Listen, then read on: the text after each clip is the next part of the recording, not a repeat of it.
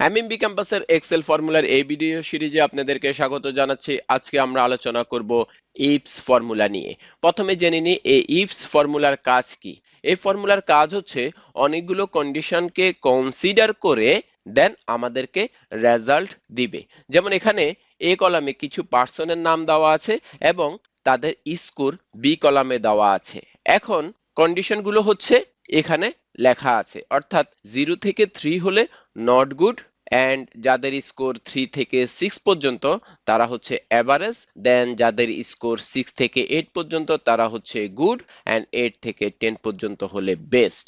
So এখানে result হচ্ছে score হচ্ছে 4, দ্যাট মিনস এভারেজ। যদি 8 হয় দেন গুড, যদি 10 হয় দেন বেস্ট, যদি 3 হয় দেন নট গুড, অ্যান্ড 6 হলেও এভারেজ। সো এই কন্ডিশনগুলোকে কনসিডার করে আমরা এখানে রেজাল্টটি পেয়েছি ইফস ফর্মুলার মাধ্যমে। এই এক্সাম্পল ছাড়াও আমরা আরো একটি এক্সাম্পল দেখাবো যেখানে ডেট রিলেটেড যদি কোনো ইস্যু থাকে সেক্ষেত্রে আমরা ইফস ফর্মুলা কিভাবে ব্যবহার করতে পারি এই বিষয়টি নিয়ে আমরা আলোচনা করব। সো টোটাল আমরা দুইটি এক্সাম্পল নিয়ে আজকের এই ভিডিওতে আলোচনা করব। শুরু করার আগে যারা এখনো এই চ্যানেলটি সাবস্ক্রাইব করেননি, এখন এই ভিডিওর নিচে সাবস্ক্রাইব বাটনে এবং বেল আইকনে ক্লিক করুন নতুন নতুন ভিডিওর আপডেট এবং নোটিফিকেশন পাওয়ার জন্য। So let's start. C2 সেলের মধ্যে এখন আমরা ইফস ফর্মুলাটি লিখব ইকুয়াল সাইন দিয়ে ইফস। এই ইফস ফর্মুলার মধ্যে আমি ডাবল ক্লিক করলাম, এখানে দেখতে পাচ্ছেন logical test 1 then value if true dot dot dot dot. So এভাবে আমি অনেকগুলো কন্ডিশন অ্যাপ্লাই করতে পারবো। সো প্রথমেই আমি এই ফর্মুলাটি কন্ট্রোল এ দিয়ে ফাংশন আর্গুমেন্টের মাধ্যমে লিখব। কন্ট্রোল এ দিয়ে দিলাম, দেন লজিক্যাল টেস্ট। সো ফার্স্টে লজিক্যাল টেস্ট হচ্ছে আমাদের এই ভ্যালুটি যদি f3 এর থেকে ছোট হয় দেন নট গুড। সো আমরা যেহেতু ছোট হয় so less than equal to, then এই সেলটি দিয়ে দিব এবং F4 দিয়ে দিব। ভ্যালু ইফ ট্রু হচ্ছে নট গুড, অর্থাৎ এই ভ্যালুটি যদি আমাদের 2 হয় দেন নট গুড হবে। এখানের মধ্যে দেখতে পাচ্ছেন যখন আমরা লজিক্যাল টেস্ট দিয়েছি এখানে লেখা আছে ফলস, এর কারণ হচ্ছে 6 3 এর থেকে ছোট না। এখন আমরা যদি সেকেন্ড কন্ডিশনটি আবার লিখি 6 is less than equal two 6 হয়, এখানে দেখতে পাচ্ছেন এখন ট্রু আছে। সো আমি ডলার সাইন দিয়ে দিব F4 প্রেস করে, দেন ভ্যালু হচ্ছে average, then again logical test আমি এখন 3 লিখব। এই সেলটি less than equal to 8, F4 দিয়ে দিব, দেন আমি এখানে নিচের দিকে যাব, এই ডাউন অ্যারোতে ক্লিক করে, দেন ভ্যালু ইফ ট্রু এই ভ্যালুটি হচ্ছে গুড, আমি F4 প্রেস করব। এই সেলগুলোর মধ্যেও আমাকে F4 প্রেস করতে হবে, আমি উপরে গিয়ে এই সেলগুলোতে F4 প্রেস করে দিচ্ছি। যেহেতু আমি ফর্মুলাটি ড্র্যাগ করব এখানে, এই কারণেই আমি এখানে F4 দিয়ে দিলাম, দেন লজিক্যাল টেস্ট 4। ঠিক similarly 6 is less than equal to 10, F5 সেলটি সিলেক্ট করে দিলাম, দেন F4 প্রেস করলাম, দেন ভ্যালু যদি ট্রু হয় দেন হচ্ছে বেস্ট। সো এখানে দেখতে পাচ্ছেন আমি এই ফর্মুলাটি জাস্ট লেস দেন ইকুয়াল দিয়ে দিলাম। লেস দেন ইকুয়াল মানে হচ্ছে যদি এর থেকে ছোট হয় বা সমান সমান হয়, দেন ভ্যালু ইফ ট্রু পরবর্তী সেলটা আমি সিলেক্ট করে দিলাম। সো এখানে দেখতে পাচ্ছেন রেজাল্ট হিসাবে এভারেজ এসেছে, 6 এর জন্য রেজাল্ট হচ্ছে এভারেজ। সো এখানে এই রেজাল্টটি দেখতে পাচ্ছেন আমাদের কারেক্টলি এসেছে। এখন আমরা এখানে ওকে দিয়ে দিব। ড্র্যাগ করার আগে আমি একটু দেখে নিই সবগুলো ডলার সাইন আমি পারফেক্টলি ইউজ করেছি কিনা। G5 এর মধ্যে আমি ডলার সাইনটি ইউজ করি নাই, সো আমি এখানের মধ্যে G5 সেলটি সিলেক্ট করে F4 প্রেস করে দিব, এন্টার। এখন আমি ফর্মুলাটি ড্র্যাগ করে দেওয়ার সাথে সাথে আমাদের প্রত্যেকটি রেজাল্ট খুব পারফেক্টলি চলে এসেছে। আমি ফন্ট সাইজগুলোকে একটু ছোট করে দিই যেন পারফেক্টলি দেখা যায়। I think this is okay. Okay, so এভাবেই ইফস ফর্মুলাটি লিখতে হয়। এখানে একটি ইম্পর্টেন্ট বিষয় বলে রাখি, আমি লজিক্যাল টেস্ট 1 প্রেস করে যখন F9 ক্লিক করব এখানে দেখতে পাচ্ছেন false, then value if true আমি অ্যাগেন F9 প্রেস করলাম, not good. Then logical test 2 যদি দেখি, আমি F9 প্রেস করার সাথে সাথে এখানে ট্রু চলে এসেছে, and then logical value if true 2 F9 press করি, এভারেজ, দেন পরেরটা, দেন পরেরটা, দেন নেক্সট, দেন নেক্সট। এখানে দেখতে পাচ্ছেন আমি যখন এন্টার দিয়ে দিব আমার রেজাল্টটি এখানে এভারেজই থাকবে। এখন আমরা দেখি আমরা এখানে কি কাজটি করেছি। ইফস ফর্মুলা যখন প্রথম লজিক্যাল টেস্টটি ফলস ছিল, নট গুড, এই কারণে ইফস ফর্মুলা সেকেন্ড লজিক্যাল টেস্টটি চেক করেছে। সো সেকেন্ড লজিক্যাল টেস্টটি হচ্ছে ট্রু, আমাদের কন্ডিশন মিট করেছে। সেক্ষেত্রে রেজাল্টটি হচ্ছে অ্যাভারেজ।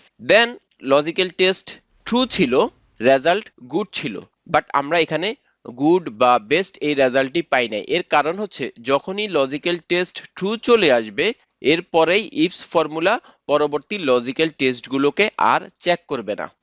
অর্থাৎ এখানে যতগুলো আমরা কন্ডিশন দিব প্রত্যেকটি কন্ডিশনের মধ্যে যখনই ফলস পেতে পেতে যে জায়গাটায় গিয়ে ইফস ফর্মুলা ট্রু পাবে সেই জায়গাটাই ইফস ফর্মুলা থেমে যাবে, এবং থেমে যাওয়ার পরে ওই কন্ডিশনের জন্য যেই ভ্যালুটি লিখেছিলাম সেই ভ্যালুটি আমরা রেজাল্ট হিসাবে পাবো। অর্থাৎ এখানে আমি রেজাল্ট হিসাবে এখন অ্যাভারেজ পেয়েছি। এখন আমি এই স্কোরকে 8 করে দেখি কি রেজাল্ট পাওয়া যায়। অপস, এই ফর্মুলাটি এখন ডাইনামিক না, এই কারণে 8 এর জন্য আমাদের এই রেজাল্টটি চেঞ্জ হচ্ছে না। আমি যদি কন্ট্রোল জেড দিয়ে আগের জায়গায় চলে যাই, ওকে, এখন আমরা যখন 8 দিব দেন আমাদের রেজাল্টটি এখানে গুড এসেছে। এখন আমরা একটু টেস্ট করে দেখি। F9 false, then logical test not good, then logical test F9 average, then true, then good, true, okay, best. এখন এখানে একটু লক্ষ্য করুন, প্রথমে আমাদের এখানে ট্রু এসেছিল, আমাদের রেজাল্টটি ছিল অ্যাভারেজ। যখন আমরা থার্ড কন্ডিশনটি এখন আমাদের ট্রু হয়েছে, এই কারণে আমাদের রেজাল্টটি এখন গুড আসছে। পরবর্তী লজিক্যাল টেস্টটি আর চেক করে নাই, এই কারণে আমাদের রেজাল্ট বেস্ট আসে নাই। আমি যদি এন্টার দিয়ে দিই এখানে রেজাল্টটি গুড দেখাচ্ছে। আমি যদি আগের জায়গায় যদি চলে যাই, অর্থাৎ আমি যদি ফর্মুলাটিকে যেভাবে লিখেছিলাম এইভাবেই যদি রাখি, রেজাল্টটি এখন গুড আসছে। সো আমি যদি এখন 8.5 করি রেজাল্টটি বেস্ট, যদি 3.5 করি রেজাল্টটি অ্যাভারেজ, 3 যদি করি নট গুড, 3.0001 যদি করি আমাদের রেজাল্ট হচ্ছে অ্যাভারেজ। সো আশা করি বুঝতে পেরেছেন এই ইফস ফর্মুলা কিভাবে কাজ করে এবং ইফস ফর্মুলা কিভাবে লিখতে হয়। এখন আমরা খুব দ্রুত আরেকটি এক্সাম্পল দেখব, সেটি হচ্ছে ডেট রিলেটেড। অর্থাৎ এখানে কিছু পার্সনের নেম দেওয়া আছে এবং এখানে ডেলিভারি ডেট দেওয়া আছে। এখন এই ডেলিভারি ডেটের উপর বেস করে আমাদের রেজাল্টটি কি হবে সেই জিনিসটি আমরা বের করব। আমি এখান থেকে ফর্মুলাটি ডিলিট করে দিই। যখন ডেট রিলেটেড কোনো ইস্যু হবে তখন আমরা কিভাবে ফর্মুলাটি লিখতে পারি, ইকুয়াল সাইন দিয়ে ইফস। এখন আমরা কন্ট্রোল এ দিয়ে ফাংশন আর্গুমেন্ট ওপেন করব না, যেহেতু আমরা ফর্মুলাটি কিভাবে লিখতে হয় সেই জিনিসটি জানি।